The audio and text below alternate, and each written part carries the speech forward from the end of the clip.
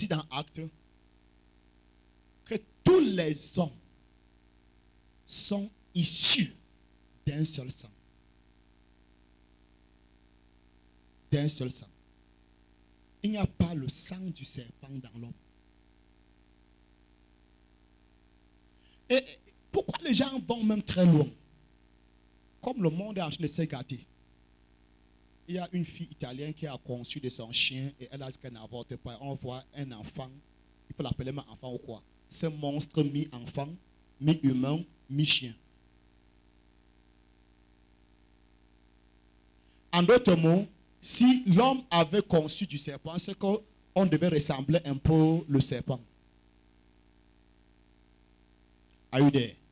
Donc je voulais dire quoi? On n'interprète pas la parole de Dieu. Mais la parole de Dieu s'interprète elle-même. Quand tu lis la Bible, la parole doit te parler. Pas à toi de parler à la parole. Amen, amen. Toutes ces fausses doctrines que nous avons dehors, c'est parce que les gens veulent parler à la parole. Amen. Je ne veux pas qu'on s'éloigne beaucoup de là où nous étions. J'étais sur ceci. Dieu parle et nous voyons. Dieu parle et nous voyons. Et nous sommes venus à comprendre que cette voix de Dieu est une personne vivante. C'est une intelligence personnelle. Elle vient pour t'éclairer. Elle ne vient pas pour que tu l'éclaires. Am I talking in the room? Elle vient t'éclairer. Elle ne vient pas pour que tu l'éclaires. Elle vient ouvrir ton intelligence. Elle ne vient pas pour que tu ouvres son intelligence. Elle vient accomplir un miracle dans ta vie. Elle ne vient pas pour que tu l'accomplis un miracle. Amen, amen.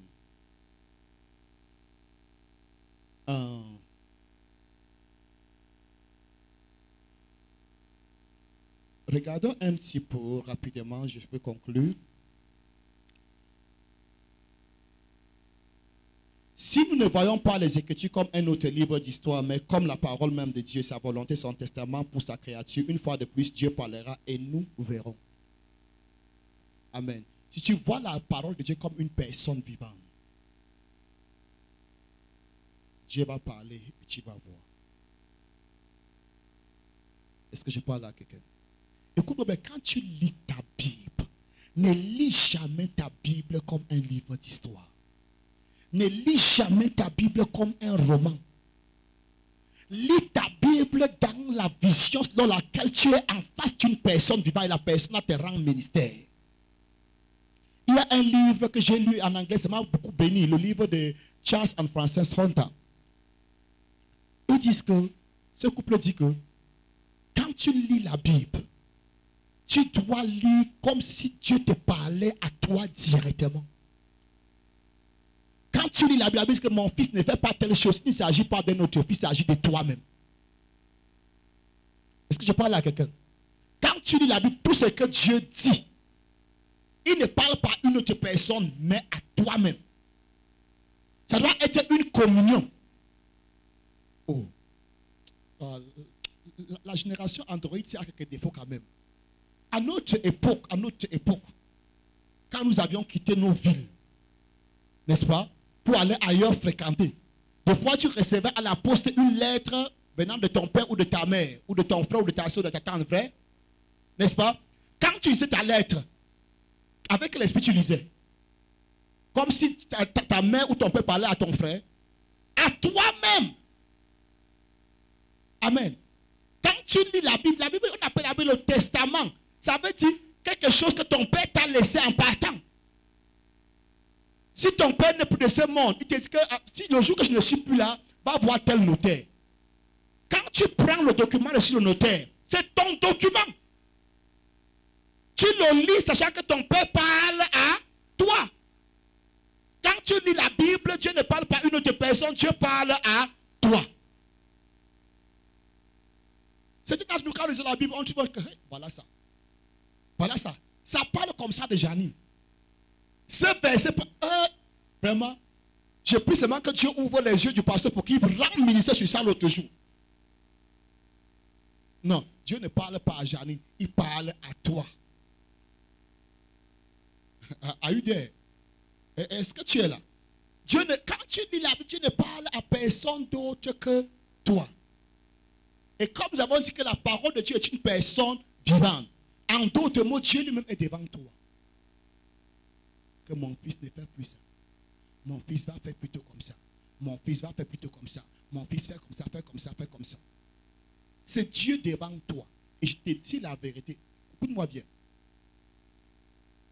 Généralement, pour entrer dans la présence de Dieu, selon la tradition chrétienne connue, il faut beaucoup prier, n'est-ce pas? Mais je veux te dire, j'ai des visions. Je vais dans des transes quand je lis la Bible. Are you there?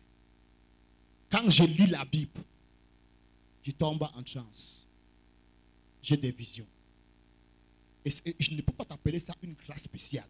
Quiconque lit la Bible avec l'attention, avec l'esprit que Dieu est cette Bible, Dieu va se révéler à toi.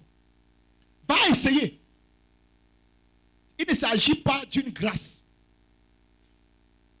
Oh. En effet, pour ce qui me concerne, je ne crois même pas qu'il y a une grâce pour des visions. Tout enfant de Dieu est censé avoir des visions. Amen, amen. Je te dis la vérité. Si tu lis la Bible avec l'esprit que c'est la parole de Dieu et que cette parole est une personne vivante, tu vas voir Dieu. Va essayer. Je ne parle pas la Bible qu'on lit devant la télé. Non. Je parle la Bible qu'on lit comme un testament. Personne ne lit son testament au carrefour. Certains d'entre nous, même comme tu es marié, tu aimes ta femme hein, de tout ton cœur. Tu l'aimes. Mais quand on te remet le testament, tu la distrais un peu, tu entres dans une chambre avant de lire. Regarde comment les 5 hommes là me regardent. Je ne devais pas dire ça ici. N'est-ce pas? Pourquoi? Parce que c'est un testament. Et pourquoi le testament que le Dieu des dieux, le Dieu de toute création, t'a donné? Tu lis ça au carrefour. Frère, entre dans ta chambre, ferme les portes, éteins ton téléphone, passe des heures à lire ce testament. Toute ta bénédiction, tout ce que tu as besoin est dedans. C'est une communion. Dieu est en train de te parler. Et je te dis, tu vas voir de grandes choses. Amen. Prenons Jean 15 rapidement. Et on va finir là-bas.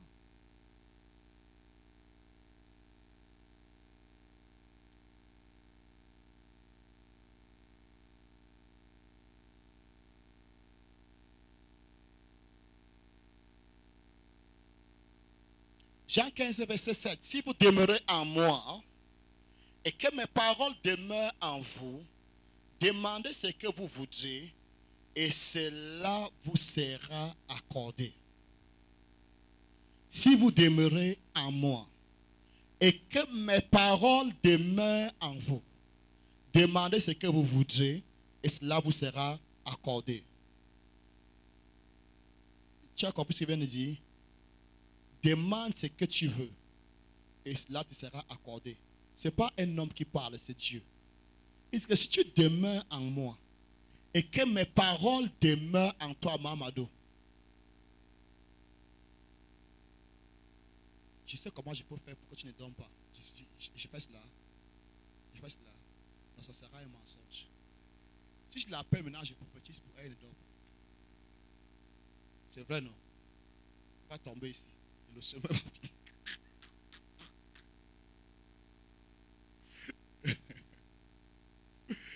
Amen, amen. Dieu dit, si tu demeures en lui et que ses paroles demeurent en toi, et tu demandes ce que tu veux et cela te sera accordé. Ce n'est pas un homme qui parle, c'est Dieu qui parle. En d'autres mots, si tu demeures en Dieu, tout ce que tu demandes, Dieu va te donner. Si tu demeures en moi et que mes paroles demeurent en toi, demande ce que tu veux et cela te sera accordé. Il faut aller même plus loin. Ce n'est même pas Dieu qui te donnera. Dieu ne dit pas qu'il va te donner.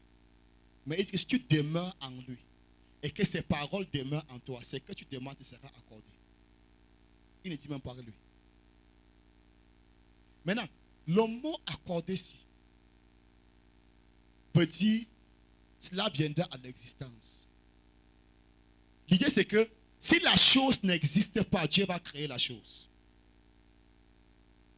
Maintenant, je veux que nous constations ici, le temps est vraiment contre nous. Mais permettez-moi encore 5 minutes. Mamadou, donne-moi encore 5 minutes et après tu vas dormir. Amen. Donne-moi encore 5 minutes. Non, tu ne dois pas dormir. On va commencer à danser, tu ne dois plus dormir. Écoute-moi bien. J'ai essayé d'apporter une traduction presque littérale sur Jean 15, verset 7. Et quand je suis allé dans la phrase d'origine, il y a beaucoup de choses qui ont été mises en français qui ne sont pas dedans. Voici ce que le mot originel veut dire.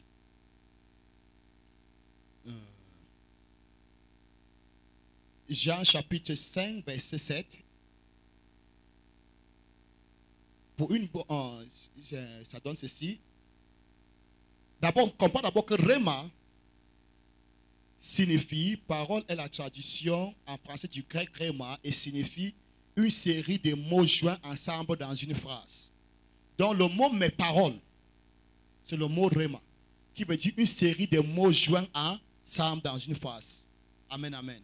Donc Jésus dit, si vous demeurez en moi et que mes mots, mes paroles, amen, demeurent en vous.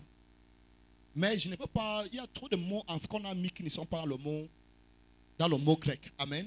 Mais allons-y doucement. Une déclaration, une série de mots joints ensemble dans une phrase. Une déclaration de l'esprit faite dans les mots. Si vous demeurez en moi et que les rhémas, les mots qu'articulent mon esprit demeurent en vous, appelez ce que vous voudrez, et cela deviendra. Amen. Donc, si je veux mettre ça dans un langage tel qu'il est dans la Bible, amen, je dirais ceci, pour une bonne compréhension ci-dessous sont certaines traditions littérales. De Jean 15, verset 7, que j'ai pris à partir du texte original grec. C'est lui qui demeure en moi. Même de moi, parole demeurera à vous. Après ce qui prend plaisir à devenir vôtre. Non, je crois qu'il faut qu'on arrête. Tu as compris ce que je viens de dire? Ok. Et dans le mot grec, il n'y a pas si vous demeurez en moi. Il y a plutôt c'est lui qui demeure en moi. Même de moi, parole demeurant en vous. Appelle ce qui prend plaisir et cela devient. Tu comprends pourquoi Dieu a dit que ça va sauf que ça accomplit. C'est ça qu'on dit ici, n'est-ce pas? Ça va sauf que ça accomplit. Parce que le mot originel a été beaucoup dilué en français. Même en anglais. Il n'y a pas si vous demeurez. Non, non, non. C'est lui qui demeure en moi. Même de moi. Les paroles qu'articule l'esprit. Donc, en d'autres mots, Jésus qui était le Logos, quand il est mort, il est revenu en toi en tant que le Rhéma. En d'autres mots, si tu demeures en Jésus, même ce Jésus, la parole qui est à l'intérieur de toi, tu appelles ce que tu prends plaisir, cela devient. Qui est ce Jésus qui demeure en moi? C'est la même parole qui a été dit au commencement que la terre soit. La terre est venue. Est-ce que tu comprends? Est-ce que quand on est saisi? La même parole qui a été dit que la lumière soit et la lumière fut. C'est la même parole là qui demeure en toi. Il dit, si tu demeures en moi, que je parle ça en langue vernaculaire, si tu demeures en moi, même de moi, la parole qui est sortie à la création demeurera en toi. Tu appelles ce qui n'existe même pas et je crée. Pourquoi? Parce que cette parole a la puissance de créer. Oh my God. Est-ce que quelqu'un me suit? c'est qu'elle me suit. C'est lui qui demeure en moi. Même de moi, les paroles qu'articule l'esprit demeurant en vous. Écoute-moi bien. Tu demeures en Jésus. C'est Jésus qui est la parole. C'est ce que la Bible en est. C'est ce que le verset 10, le verset 15 ça dit. Que si tu demeures en Jésus, c'est Jésus qui est la parole qu'articule l'Esprit de Dieu. Que si c'est Jésus, la parole qu'articule l'Esprit de Dieu demeure en toi. Tu appelles ce que tu veux, ce que tu prends plaisir, cela devient. Oh my God, I pray somebody. Écoute-moi bien, c'est si réel au point où il y a des moments.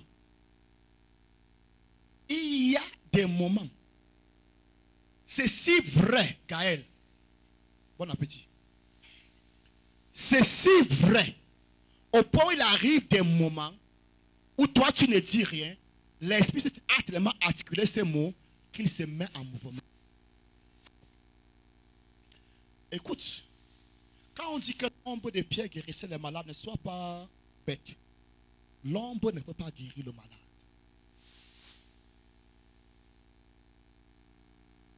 Are you there? L'ombre ne guérit pas un malade. Mais qu'est-ce qui se passe en réalité?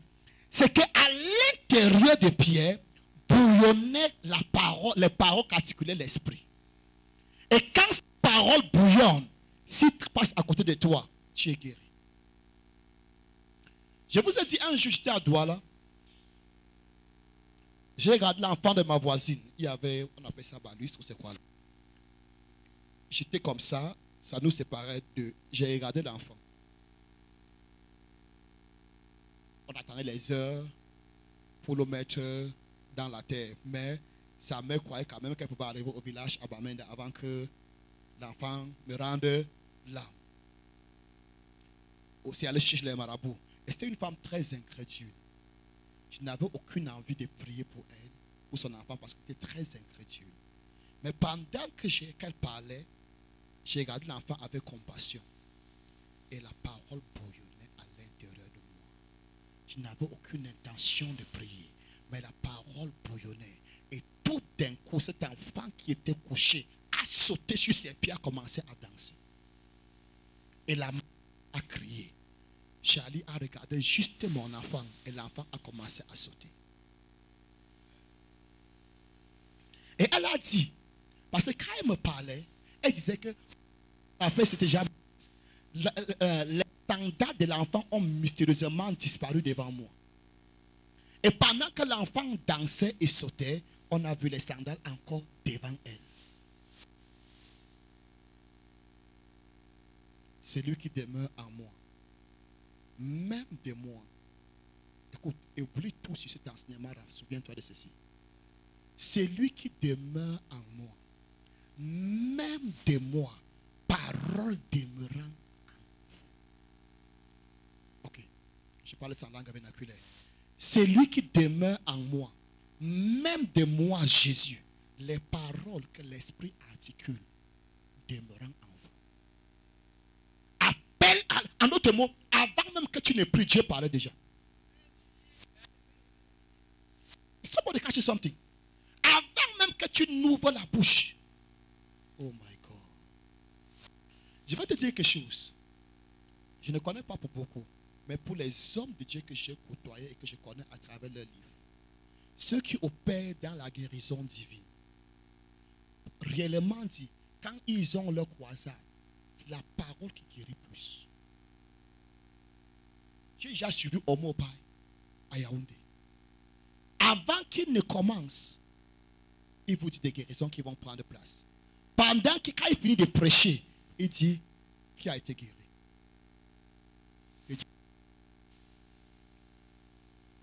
Hello. Ok, ce n'est pas seulement pour le pasteur, ce n'est pas seulement pour la personne qui prêche.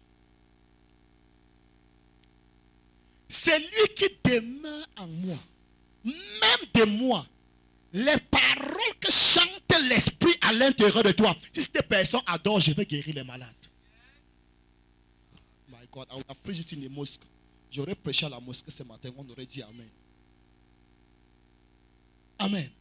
Ça veut dire si tu es chantre, et tu chantes selon les paroles qu'articule l'esprit à l'intérieur de toi, il y aura des miracles. Oh my God. Nous avons déjà vu des personnes guéries ici pendant la louange. Si tu ne connais pas ce qui s'est passé, ta louange ne peut pas guérir. Mais au moment où tu chantais, la parole articulait l'esprit, la parole articulait les mots à l'intérieur de toi.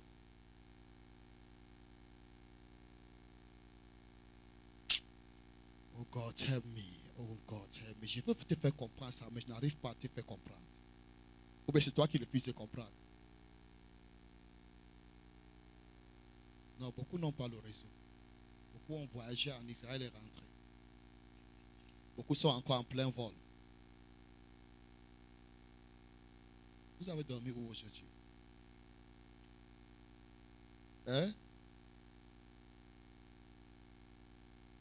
S'il te plaît, aide-moi.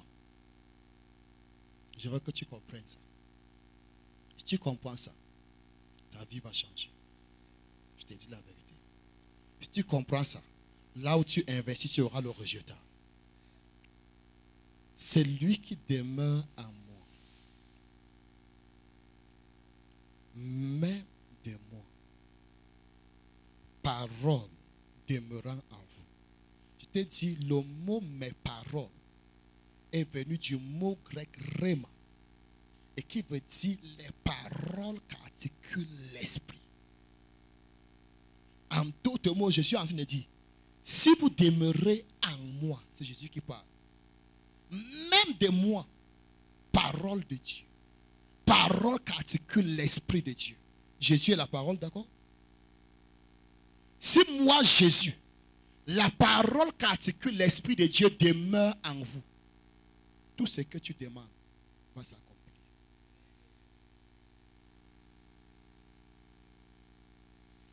Écoute-moi bien. Vous le savez déjà, au moins, du moins vous ici. Par la grâce de Dieu, Dieu m'a utilisé pour guérir plusieurs personnes juste avec le téléphone. Vous avez suivi beaucoup de témoignages, n'est-ce pas? Maintenant, il ne s'agit pas de quelque chose comme un miracle en tant que tel. Si vous mettez la chose dans son ordre. J'ai seulement compris ce que je t'explique là.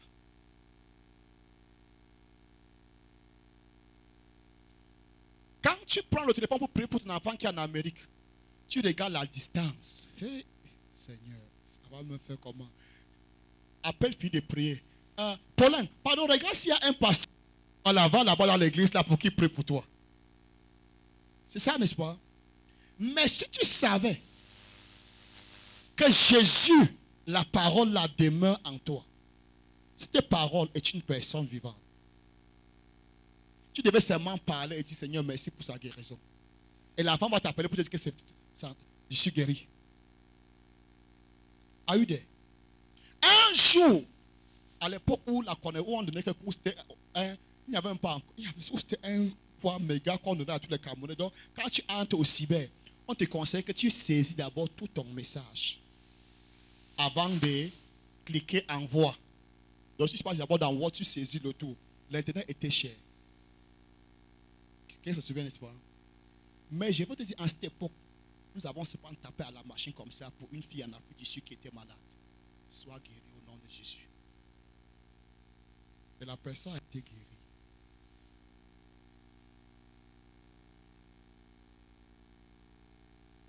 Oh my God. Est-ce que tu es là? Non, il ne s'agit pas pour une certaine catégorie de chrétiens. Non, il ne s'agit pas de ça. Il s'agit de comprendre que si tu demeures en Jésus, même de ce Jésus, c'est tes paroles qu'articule l'Esprit de Dieu. Jésus est la parole que l'Esprit articule.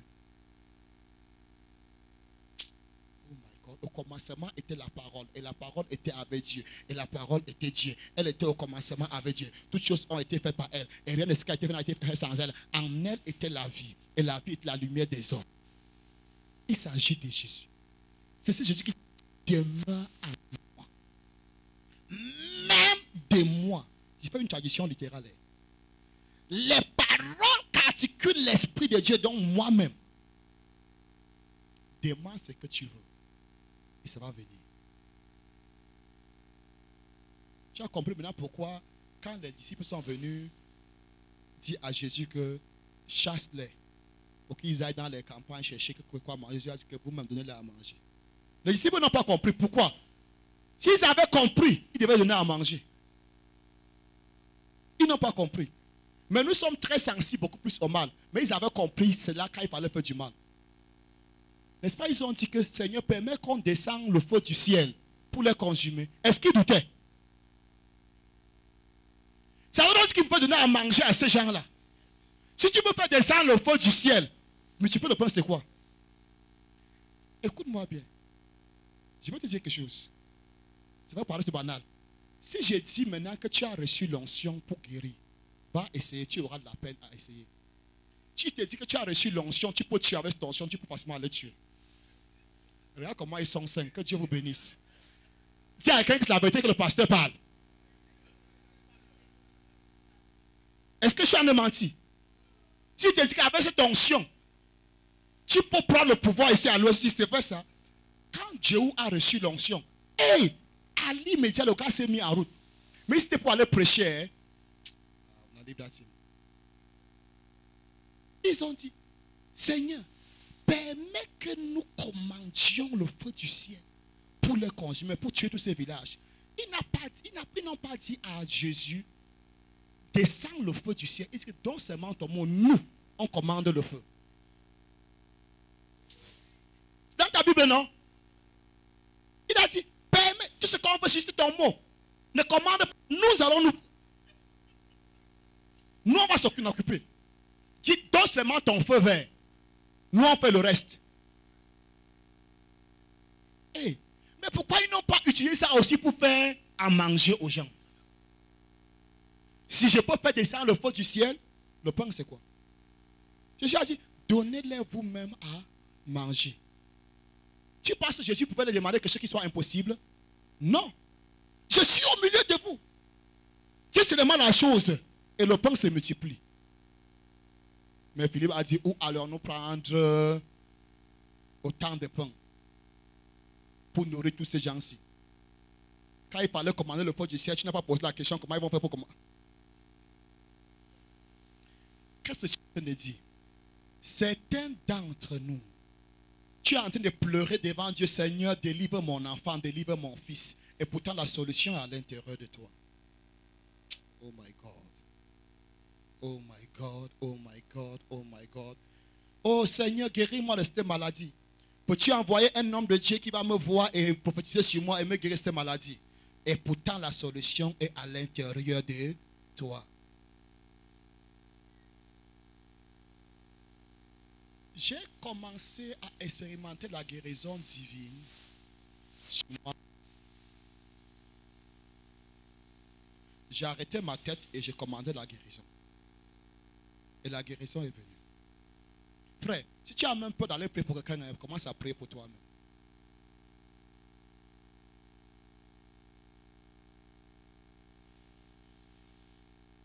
Quand nous faisions l'allégresse, est-ce que tu m'as vraiment vu prier pour les malades? Je ne prie pas pour les malades.